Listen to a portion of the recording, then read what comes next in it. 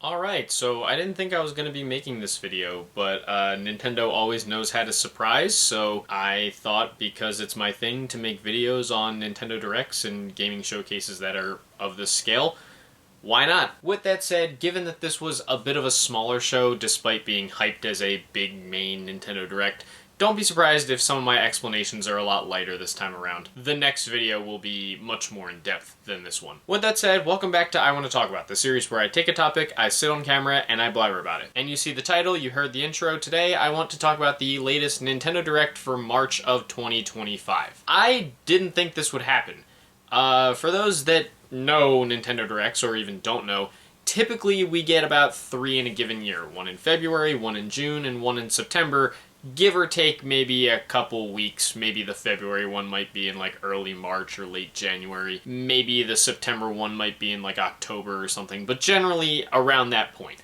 One early year, one mid-year, one late year. But this February came and went without a Nintendo Direct, so I figured we weren't going to be getting one until the Nintendo Switch 2 Direct that's happening in a couple days as of the time of the filming of this video. Hopefully I get the video up before the Switch 2 Direct happens, because that's the big thing. Nintendo recently announced the Nintendo Switch 2, and the presentation is going to be on April 2nd, so I figured we weren't really going to get much for the Switch 1, but as it turns out, Nintendo decided to surprise everyone with a full-blown new Nintendo Direct. Not a partner showcase, not a Direct Mini, just a full proper Nintendo Direct. And yeah, this had been getting leaked and rumored a little bit, but again, I didn't fully believe it. I was expecting maybe like a couple small first-party announcements on like Twitter or something like that, but lo and behold, a proper show. So of course, I got pretty excited. I'm a Nintendo fan after all. I love gaming in general, but, you know, Nintendo is one of the ones that I watch for the most, one of the publishers I watch for the most, because I really like their first-party games. So I was interested, but again, I went in without the highest of expectations, because I knew that with this being about a week before the Switch 2 Direct, it wasn't going to unveil anything big or wildly new. Maybe just a few fun first-party games and a couple third-party games that maybe I was either going to play on another system or just not really think much of. And yeah, that's about what this Direct ended up being. Like I said, I'm going to go through every game because I have them here in my script, but don't be surprised if the explanations go really quick in this one, just because some of these were pretty nondescript. But starting off the show, we had an announcement that I'm sure was hyped to a lot of people, myself just not necessarily. The re-reveal, let's say, because it was talked about at a previous Direct, of Dragon Quest 1 and 2 HD 2D Remake. Like I said, I talked about this a little bit in my video. I think it was on last June's Nintendo Direct, because I'm pretty sure this was announced there alongside the Dragon Quest 3 HD 2D Remake. Again, it's cool to see these games brought back in this way, and even though I don't play a lot of turn-based RPGs, I love the HD 2D style. I think it is very vibrant and fantastic. But again, I know exceedingly little about Dragon Quest, so this was really never going to be for me. If nothing else, I heard that Dragon Quest 3's remake was good, so I expect these to come along and do the same when they're eventually ready. There's no proper date, it's just coming out sometime later this year, but hopefully that's something you guys are looking forward to. Then we got to take a look at No Sleep for Kaname Date from I the Somnium Files, which I thought was pronounced AI the Somnium Files, but that's just, I don't know. It seemed that way. And this announcement to me would have been pretty crazy if I knew anything about I the Somnium Files other than the name. Apparently it's a visual novel. I don't really play many visual novels. The only ones that I've played are Doki Doki Literature Club and The Murder of Sonic the Hedgehog. So some kind of memey ones, let's say. So this was really never going to be a huge seller for me. Again, expect me to say that a lot throughout this video. If it's something that you're into, I'm sure it'll give you more of what you enjoyed out of the previous titles in the series, and it looks quality enough, at least for what the genre is. And it's coming fairly soon, July 25th, so that should be a good little mid-year game for those of you who are looking forward to it. And this next one seemed to be pretty big. I don't know much about it, but it seemed like it was kind of notable. We got the announcement of Raido Remastered: The Mystery of the Soulless Army. Now again, I had no idea what this was other than that it was from Atlus, because during the show they said it was from Atlus. But apparently it is a remaster of the 2006 PlayStation 2 game Devil Summoner Raido Kuzunoa vs. the Soulless Army. I really hope I pronounced that correctly. Which itself was the third entry in the Devil Summoner series, which is one part of the larger Megami Tensei franchise that also houses the Persona subseries. See, as someone who doesn't know anything about Atlus games, I don't understand that either. Apparently they're all under the same umbrella. Go figure. Nevertheless, even though I know nothing about Atlus and I don't play their games, it is cool to see a game like this making a comeback with this remaster, given that it's been so long since it released. So shout out to Atlus for preserving it here. And again, they've been on a really good run as of late. It seems like they've been getting a lot more commercial popularity, especially over here in the West. So hopefully this can find a new audience that maybe the original didn't. And looking at the gameplay, it looks pretty nice, albeit probably not something I'm going to get too deep into. But it's coming out June 19th, so again, pretty good release. And if these rumors that the Switch 2 is coming out in June are true, that could be something to play on your Switch 2 when that's ready to go. Now, a game coming out that I am looking forward to, a game I talked about previously in my most anticipated games of the year video, we got to take a look at Shadow Labyrinth. Again, one of the games I've been more fascinated by since I first heard about it at the Game Awards last year.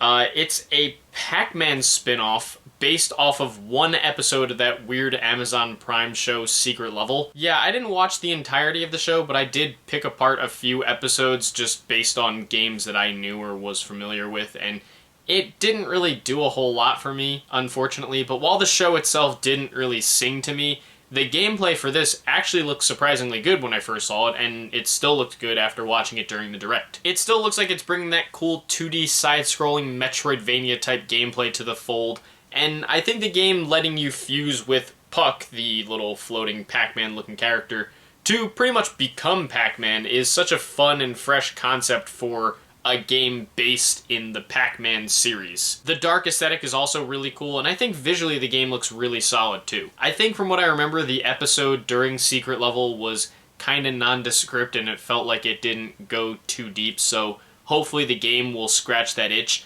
And yeah, I'm definitely keeping this one on my radar. It's coming out July 18th, which is not long after my birthday this year, so maybe that could be a little present for myself around that time. Next, we got into what was one of the bigger surprises of the show to me, because I didn't expect to see anything like this whatsoever. Patapon 1+2 Replay. Initially, when I saw this during the Direct, I actually got confused because I had thought Patapon was a Sony-owned property. And it was, but seemingly, again, I didn't really know it super well because I never really played Patapon. It was initially made by Japan Studio, who obviously Sony reorganized a few years ago, and as of now, Team Asobi is the only developer who remains from that reorganization. So I guess Sony found it okay to kind of let a few of its properties go out through other publishers because this re-release is going out through Bandai Namco. Thus, now Patapon is going to be coming to the Switch. Quite funny, as someone who was there for the Wii U era and was seeing all the doomers say that Nintendo was going to go third-party and exit the console business, it's kind of funny that as of now, both Microsoft and Sony have been bringing their exclusives to the Nintendo system and not the other way around. But yeah, it's definitely cool to see Patapon get another shot with these re-releases, and while these kind of games aren't my thing necessarily, although I do kind of like a rhythm game here and there, and it seems like Patapon does have rhythm elements to it, or rather basically is a rhythm game, I hope this does well enough to convince Sony, or I suppose it would be Bandai Namco now, to keep the series going. That said, this is apparently not the first time these games were remastered, and both of the previous remasters are on PlayStation Plus, so if I wanted to try them out, I'd probably just go there since I have PS Plus, so don't really have much of a reason to say no. I mean, there are some new features that might make this one worthwhile. I don't know if the adjustable difficulty settings are something in the previous remasters. I'm sure those will be fine. I'm sure if you have those already, you won't necessarily need to buy this new collection. If anything, it seems like this is more of a move to bring the games to another platform, so it's cool to see it coming to the Switch. And it's coming out July 11th, so that's a fun little mid-year game to look forward to as well. Then from there, we got a pretty long portion of the show, not crazy long, but at least a few minutes, dedicated to Story of Seasons Grand Bazaar. You guys probably already have made the jokes in your head, but yes, it's truly not a Nintendo Direct if there's not a farming sim somewhere. Now, of course, this one is in an established franchise in Story of Seasons, formerly known as Harvest Moon, but still, farming. Now, this game, which is a remake of the 2010 Nintendo DS game released back when the series was still called Harvest Moon, although apparently there's now a separate series of games called Harvest Moon. I don't know, it's really confusing. Whenever I research Story of Seasons and Harvest Moon, I get a little confused. But like I said, this was one of the games I feel like they spent the most time on during the show, but it's probably one of the games that I'll spend the least time talking about because there's not much for me to say about it. I don't know the series, so at least from what the gameplay looked like, it's cute. If you like farming sims, you'll love it. If this is your series, you'll vibe with it. That's all I really got. I'm really reaching here, kid. Again, doesn't look too bad, just not really my kind of game. But it's coming out August 27th, so hopefully it'll be a fun game to grab before the end-of-year holiday rush comes in. But one game I definitely am more excited to grab, again, perhaps my most anticipated game of this year, if not, it's definitely up there. We finally got to see more gameplay of Metroid Prime 4 Beyond. Hell yes. It's so great that we're finally getting to see more of this game, given how long we've been waiting for it. And it definitely continues to look really good. I think I was hearing some discourse about how some people were saying that it doesn't look radically different from the previous Metroid Prime games, but honestly, as someone who loves Metroid Prime, I wasn't expecting a new game to totally reinvent the wheel or look that radically different. I was just looking to finally get to take on motherfucking Sylux and experience more of Retro's excellence in level design and gameplay.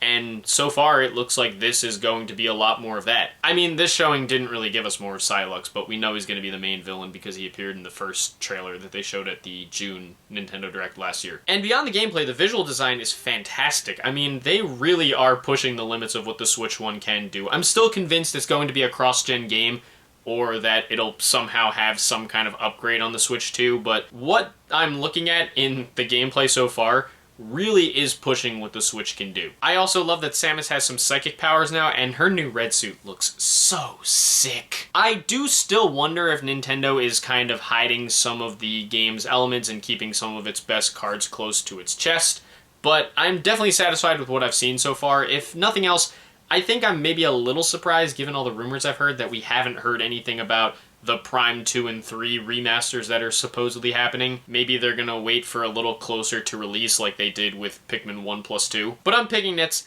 I'm just happy to see more Metroid Prime 4. It looks awesome. There's still no release date though, sadly. They said it's coming out this year, but they didn't say when. Maybe we'll have more info after the Switch 2 Direct. Maybe they kind of want to know when the Switch 2 is coming along, but hopefully it comes out sooner rather than later. It looks awesome though. Can't wait to play this one. Following up on that, we got to look at Disney Villains Curse Cafe. This one definitely looked kind of funky to me. It's like a cozy game slash visual novel, which I guess both can kind of interchange, where you're brewing potions for Disney villains. I genuinely can't lie, when I was writing the script for this video, I googled this game and one of the autocomplete results was, is Disney Villains Curse Cafe real? Even the internet can't believe it. As it is, I guess it looks kind of cute. Again, it's not really my kind of game, but it could be fun to dip into, I suppose, and if you like super relaxed games and visual novels, this could be right up your alley. I do enjoy me some Disney every once in a while, so it is cool to see a game centered around the villains. And it did release immediately after the show, so maybe some of you guys are already playing it, and if you are, I hope you're having a good time. Pushing on from there, we got to take a look at Witchbrook, a new game from the Wargroove team at Chucklefish. That's essentially kind of like a top-down life sim social RPG type of game. I feel like you guys are probably tired of me saying, oh, this doesn't really look like my kind of game, but yeah, this is another one that doesn't really look like my kind of game. Though, I do think the flying on broomsticks thing is kind of cool. I don't know, I just find that kind of fun, especially in a video game. There's something kind of charming about flying around on a broomstick. Honestly, even though this isn't my kind of game, I hope it finds an audience when it comes along, because it does seem very nice, and I do love the pixel art aesthetic. If I was more into life sim games like this, I'd probably give it a try. So yeah, even though it's out of my wheelhouse, this one does look really good, and it's coming out this holiday season, so hopefully it doesn't get lost amidst some of the year's bigger games when those do come along later this year. Another one I hope doesn't get lost amidst some of the big end-of-year games because it looks very charming. We got to take a look at The Eternal Life of Goldman, a new game from developer Weepy Studios. I don't know if the name is pronounced different because it's spelled a little different. Published by the team at THQ Nordic. This was a game that really stood out to me as soon as I saw it during the show. It's like a 2D platformer with a very vibrant aesthetic that's apparently a little darker under the hood. Like, it's got a fairy tale-like concept, and it looks really phenomenal. The visual design is so lovingly drawn and beautiful to look at, and the gameplay looks super fast-paced as well. And I know it's too easy of a comparison, but I have to make it because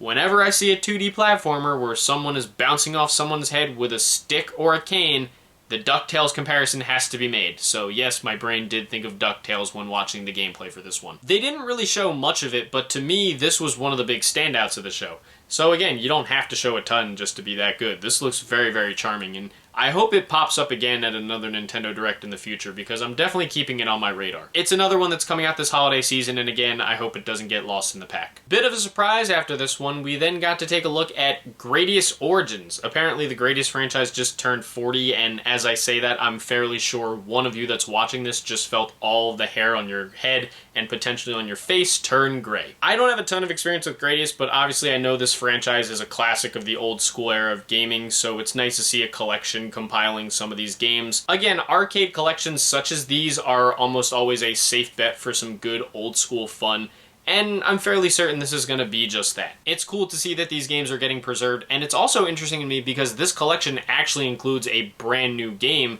Salamander 3, the first new game in the Gradius series in well over a decade. So beyond the significance of it being the first game in the series in a while, it feels like I've rarely, if ever, seen a game collection come along with a brand new game included in it. I know it's happened before, it's just that I don't see it very often, so it's cool when it does. I'm not sure if it's something that I'll pick up, but it's still a really cool release, and it's coming out August 7th, so hopefully this one does well for the series. Next up, one I saw quite a few people talking about, and yeah, it did look pretty cool to me. We got to take a look at Rift of the NecroDancer. This is a spin-off of Brace Yourself Games' previous breakout game, Crypt of the NecroDancer, which got a boost in popularity thanks to its Zelda crossover, Cadence of Hyrule. Now, those games were kind of a mixture of rhythm gameplay, but also roguelike gameplay, so they were like rhythm adventure type games almost. But this one feels like it's just more of a straight-up rhythm game a la Dance Dance Revolution and Guitar Hero. That, of course, is much more up my alley, and this definitely looked very good to me. Because I tried the demo of Cadence of Hyrule and it wasn't really my thing. I respected what it was going for, it was just not really something that I wanted to play. But again, this one looks more like something I would play. I love me a good rhythm game, so this might be one that I look into. It'll be nice to have something that's a little bit more straightforward after Cadence of Hyrule. Apparently there's also some Celeste music available as DLC, or it's coming to the game as DLC, which is awesome, I love Celeste. And there's going to be some upcoming Pizza Tower music coming as DLC, which even though Pizza Tower wasn't my kind of game, that's still pretty awesome. And apparently this game did come out right after the show, so might have to be something I look into. Then we got to take a look at Tamagotchi Plaza. Honestly, the whole time that this was being shown, I was getting distracted because the narrator kept calling it Tamagotchi, and I was like, wait, that's not how it's pronounced, is it? Because if it is, if Tamagotchi is actually pronounced Tamagotchi, then my entire life is a lie. As it is, again, this one looks cute, but as someone who's never really grown up with Tamagotchis, I don't know if it's really in my wheelhouse. It just kind of looks like one of those shop-based minigame collections, so if that's your speed and if you like Tamagotchi, this is definitely for you. I'm sure it'll find its niche, but it'll be one of those games that I skip over. Many of you watching are probably looking forward to me talking about the game that sounds like Tamagotchi, but it's a little bit different.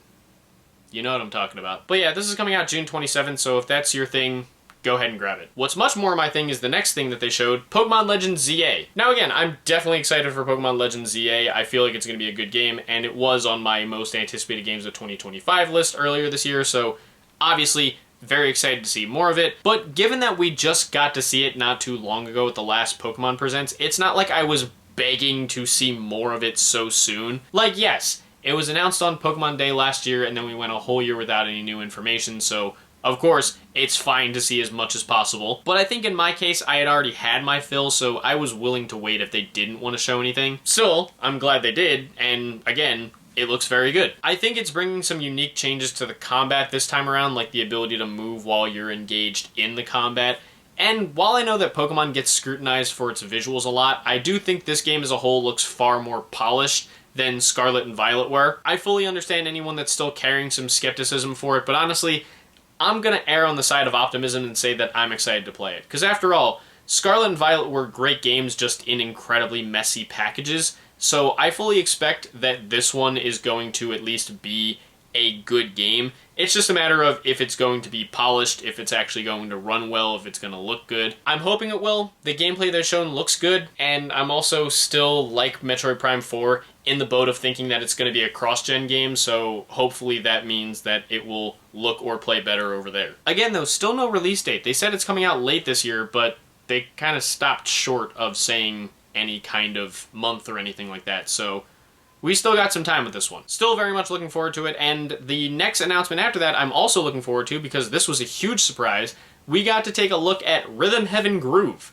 Now, this was a genuine surprise. A brand new Rhythm Heaven game for the first time since 2015, or 2016 outside of Japan. I was honestly starting to feel like Nintendo had abandoned this franchise, but thankfully, I was wrong. And given that this is pretty much the last Nintendo Switch 1 Direct, I gotta say, kudos to Nintendo for the way that they've been so willing to revitalize long dormant franchises on the Switch, because as much as you're always going to have the naysayers that say, oh, Nintendo was just Mario and Zelda and sometimes Pokemon, never did I think that by the end of the Switch's life, I'd get to see the return of franchises like Advance Wars, Famicom Detective Club, and Rhythm Heaven, just to name a few. Even if they're games that I don't play.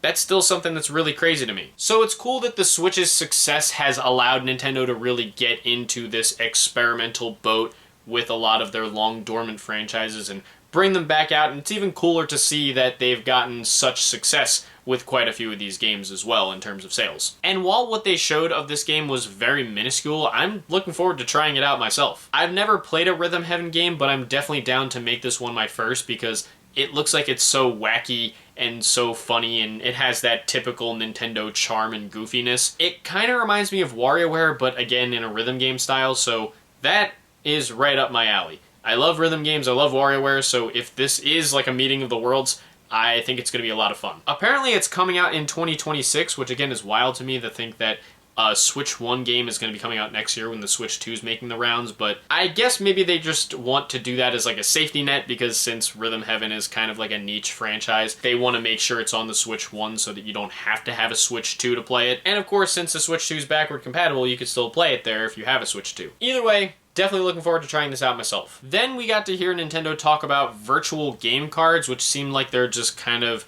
giving some of the flexibility of physical game cards to your digital library. Almost like a Nintendoized version of game sharing, because you can kind of share these game cards between systems and users and whatnot. I feel like it might honestly be kind of complicated to deal with, but it is kind of cool to see Nintendo do something like this. And I also wonder if virtual game cards may do something to help out with storage space. I could very well be talking out of my ass on that point, but I don't know, maybe when the games aren't loaded onto your system or the cards are not in your system digitally, they might take up a little less space or something like that. I don't know, just guess. What was more interesting is I went on the website, the Nintendo website, where they described this new digital game card thing, and in the fine print, they specifically mentioned Nintendo Switch 2 Edition games, which does make me think that we're going to be getting upgraded versions of Switch 1 games on the Switch 2. I know that's been a rumor for a while, and I think that might have just kind of accidentally confirmed it. If anything, here's hoping they adopt Sony's model of like $10 upgrades at most, instead of making people pay the full $60 or $70 to get them again. Again, this virtual game card thing is coming in late April, so we'll learn more about it as it happens, I suppose. After that, we got a bit of a sizzle reel, so I'm gonna blow through these next few because it's not too descript. The first thing we saw was High on Life coming to the Switch. I've talked about this game in a couple videos, but I played it and beat it thanks to Game Pass. It's fun, but as someone who doesn't care about the Rick and Morty style of humor, it's a game that's best on mute. Still, it's fun, so I'm happy it's coming to the Switch, and it's coming out May 6th, so fairly soon. Good to see that on another platform, and if you have a Switch, give it a try. After that, Star Overdrive, the new title from developer Caracal Games. Visually looks kind of cool, and I like the emphasis on high-speed hoverboard movement. Don't really know what the game's hook is going to be, but looks like it could be kind of fun, and it's coming April 10th, so incredibly soon for that one. After that, The Wandering Village, a new game from developer Strafawn Studio. Kind of looks like a management game that takes place on the back of a giant creature. Not really my thing, but I love the idea of building a city on top of a giant creature. I think that's kind of funny.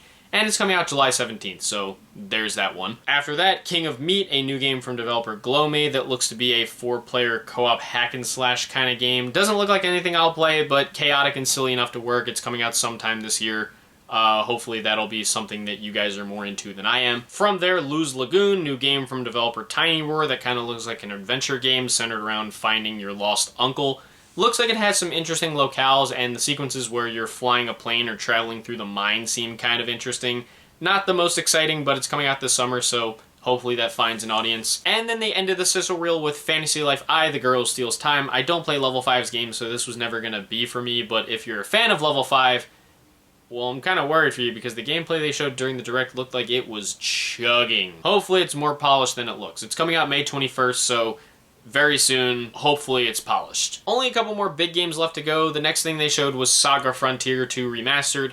Other than the name, I know shockingly little about the Saga series, so again, this was never going to be for me. But given that Saga Frontier 2 originally released in 1999 in Japan, 2000 over here, and that it's been 4 years since the last Saga Frontier remaster, I'm glad the fans are finally getting this new one over here. You guys know me by this point, I don't really get deep into turn-based RPGs like this, so I'll probably skip this one.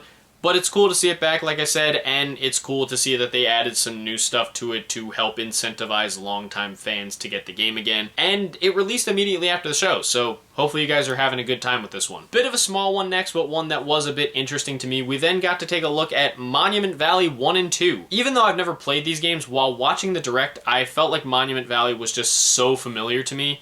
The whole time I was like, did I write about this game for one of my past jobs? Like, did I write an article about this? And after doing some digging, yes I did. So now that the mystery is solved, I can say that Monument Valley and its sequel are puzzle games that were very popular on phones and PC with a heavy centering around optical illusions. And it seems now the two games are finally making their way to a console, in this case, the Switch. I enjoy me a good puzzle game every once in a while, so these do look kind of cool. And maybe them coming to the Switch could be my impetus to finally try them out. They look so serene, yet still carrying the natural challenge that comes with a puzzle game, and I can imagine them being a pretty good time. This is coming April 15th, so I'll be able to try them out pretty soon if I want to. And they also showed off that Monument Valley 3 is coming to the Switch as well. As you saw from that article I put on the screen, I wrote about this game for my job in 2022 before it had come out, and under my nose, it came out exclusively on Netflix games at the end of last year.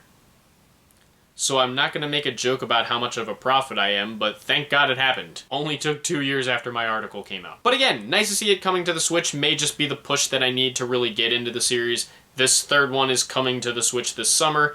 Might have to look into those. Another surprise one here. We then got to look at Everybody's Golf Hot Shots. Once again, another franchise that I thought Sony owned, and at a point they did. But like Patapon, it was a Japan studio game, so that means it's going out through Bandai Namco. Honestly, if nothing else, I don't really know much about the series, but I just think it's funny that it is using both the Everybody's Golf and the Hot Shots Golf name in its title. Kind of like Resident Evil 7 Biohazard. As it is, the only game that I played in this franchise was the VR one because it came with my PlayStation VR. And I'm not too into golf as it is, so a game like this was never going to have me jumping out of my chair or anything like that. But again, it's nice to see this franchise continue. Hopefully Sony continues to let some of these Japan studio titles go out through other publishers. Gravity Rush, anyone? This is coming out later this year. If you're into the franchise, hopefully you give this one a look. Getting very close to the end here, the next one we got to look at was Marvel Cosmic Invasion. Now this one definitely caught my eye. It's a brand new Marvel-based beat-em-up from Tribute Games, the team behind the excellent Teenage Mutant Ninja Turtles Shredder's Revenge. I know I've talked positively about that game in several videos up to this point, and the reason why is because it's peak. Go play it. But yes, the team is back with another beat-em-up, and this time around they are heading into the Marvel Universe.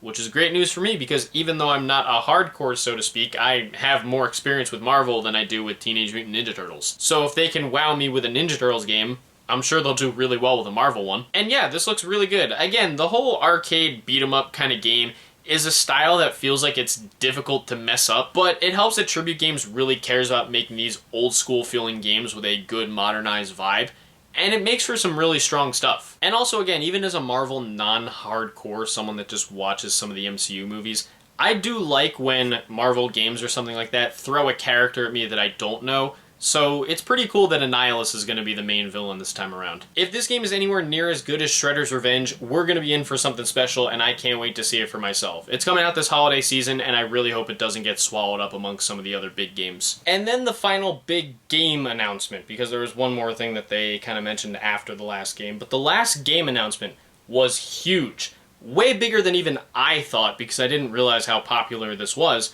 We finally got the announcement of Tomodachi Life Living the Dream. Now this was the announcement that shook the world. Finally, for the first time since 2014, or 2013 if you live in Japan, Tomodachi Life is making a return. I honestly had no idea how big this game was. I didn't realize that the previous game on 3DS sold as much as it did, like well over 6 million copies. And apparently Nintendo's tweet about this game got more likes than their tweet about the Switch 2's announcement, which is nuts. I didn't realize this game was that big. But I mean, I have seen people asking for this franchise to make a comeback for such a long time now, and I'm glad it is.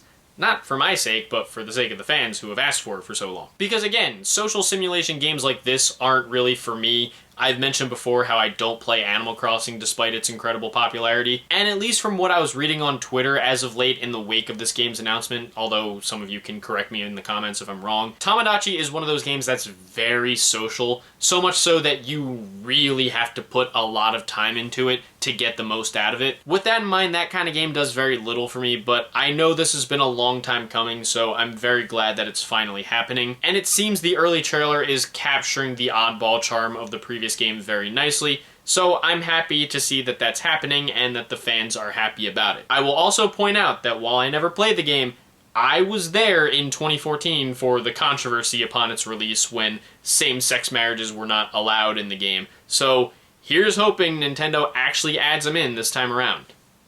Just saying. This is another one that's coming in 2026 alongside Rhythm Heaven. Again, kind of shocking to see we're still going to be having some Switch 1 games in 2026, but again, maybe it's a safety net. The series has been away for a while, so maybe they don't know if it's going to be like a Switch 2 system seller or something like that. But either way, I know a lot of people are excited about this one, and I hope it comes out and ends up being great. Now again, that was the last game announcement, but the last thing that they properly announced was Nintendo Today. Miyamoto came out and announced what is basically a new app that's going to be giving daily news updates, essentially bringing the style of a Nintendo Direct directly to you, even when there is no Nintendo Direct. The app released right after the show, and being that I said I'm a Nintendo fan, you think I downloaded the app?